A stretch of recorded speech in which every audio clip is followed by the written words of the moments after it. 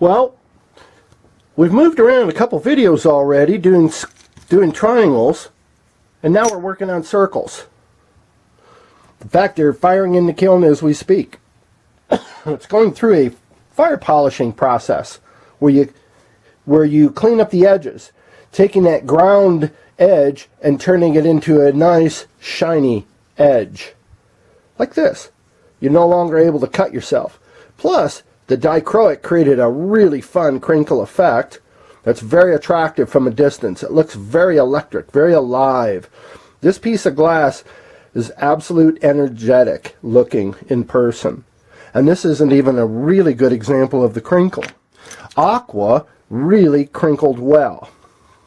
Very well. In fact, you can even hear it and feel it. Really nice. In CBS, they call it crinkle. But anyway, this type of dichroic, once it's been put in a kiln and fire polished, will take on a crinkling tendency. We've already covered that in the previous video. Here's how I'm going about it. This is a drafter's template. You can buy these anywhere. All kinds of draft supply, Staples, these type of places carry these templates, which, by the way, is a really good idea for your design work at home. You can get all kinds of things. There's literally hundreds of different templates with ovals and circles and squares. So, and we'll cover that further as we move along in this program here. But today, we're going to talk about, right here, the circles and how I arrive at it. I'm using 1.5 inch bevel. I kind of like the bevel to trace around it. I could drop it right into that 1.5 inch and use that just to gauge, see, slides right in. So I can utilize that one and draw my circles on my Boro. I'm using scraps. Well, I use the big sheets. This is scraps. For what I'll be selling this for, and I'm ready to start putting the glass on my Etsy. But I want to entice people and show them how easy and effortlessly you could make some really pretty dynamic earrings. They're simple. Don't quit your day job. This is just a fun little project for a minute. Wait, I'm looking at it. Taking these really high quality stickers and putting them on there and creating different effects. Here's one I'm really excited about. The director's taking it here soon to the convention. I could pretty much do this for anybody, offer this service if they're interested. I can turn anybody's business into a little business card, so to speak. Here's Hunab Ku. This is for the Mayan cosmology, the time system. Really interesting. If you've never seen it, check it out sometime. Go to Space Station Plaza. A friend of mine built the site. High quality. You can determine some pretty fun stuff on there. Anyway, you could do all kinds of things in different techniques, utilizing certain shapes. So let's cut this piece of glass, dang it. So what I did, as you can see, I lined up my triangles, or my circles, and alternated them, tried to get the best usage out of my glass. Let me set my camera down now. This is tough glass, folks. This is what's weird about it. Actually, there's two things that are weird about it. The amount of pressure it's going to require for you to jump into this, jump in the water with this big dog, tough glass. And secondly, unlike any other dichroic form that I've ever utilized before, you have to cut on the dichroic side of this glass. That's strange. You know how to determine the front and back. See that little silvery edge around there? This is the back side. We have to turn the dichro over. The dichro only likes to be cut on this side, which is odd. It's the only dichroic in over 1 million cuts that I've done with stained glass and dichroic that requires this kind of action. Very unique when I walked up to this glass. First time I cut a piece of dichro was only a few months ago. It shocked me. I thought, why, holy cow. I'm going to use the amount of pressure I would need to right now. In fact, let's just do that. Let's bring another piece of glass into the scene. Listen. You hear that customary high screech.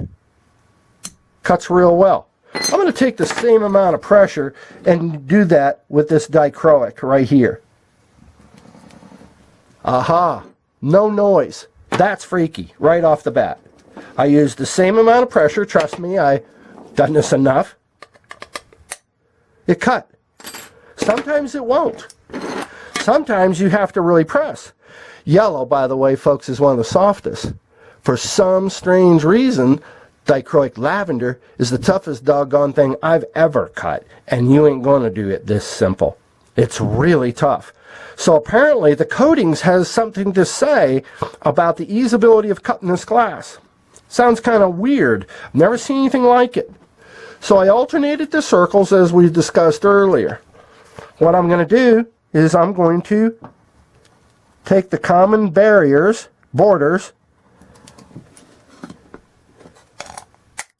There you go. It's pretty easy once you jump into it, but let me give you the secret. Once you start, if you've ever ridden a horse, you know what I'm saying. Don't let the horse know that you're scared. They know. They feel it intuitively. This glass, once you plant your cutter, do not let up. Once you engage, do not let up. Cuts. Same thing. Plant, move. Do not play around with this glass. This is the hardest glass for the most part there is. The only thing really tougher, harder to cut, or even a lower COE than Boro or Pyrex is quartz glass. And that's somewhere in the coefficient of 20s. I can't imagine cutting it. I think you're going to have to water jet it, laser it. Not sure a glass cutter will do the job. Isn't that wild? You ought to check that out. I'm going to have to get some and see what that's all about. So it's real easy cutting out the disc, as we've shown right here on this piece of glass. There are 1, 2, 3, 4. You see how many you can get. So if we're going to go into bean counting, you'll have to go into my Etsy store, determine how much a price of a square foot equals, and then you can back that out and determine, golly, these pair of earrings, very possible I can make some money on this.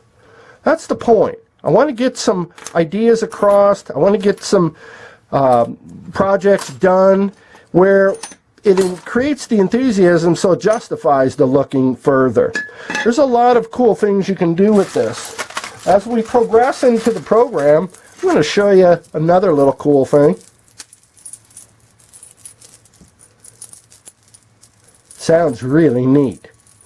But as you start putting these components together, you could do some earrings, dangles, necklaces. But here's the fun part. This glass is tempered glass, folks.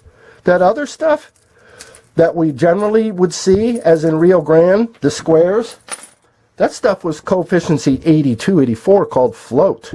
This is coefficient 33. You're talking about, this is the equivalent of tempered glass. That's really working in your favor. So that really adds a lot of smartness to this program for people that want to engage. And hey, you know, with these stickers, you can put little bumblebees and bats and animals and all kinds of little things on these things. It gets kind of pretty interesting. We'll talk about the stickers further in the program as well. So anyway, circles and triangles, that's how far we've gotten. We've discussed how we've cut this glass. We'll go into more as each video progresses. Thanks for watching. Bye-bye.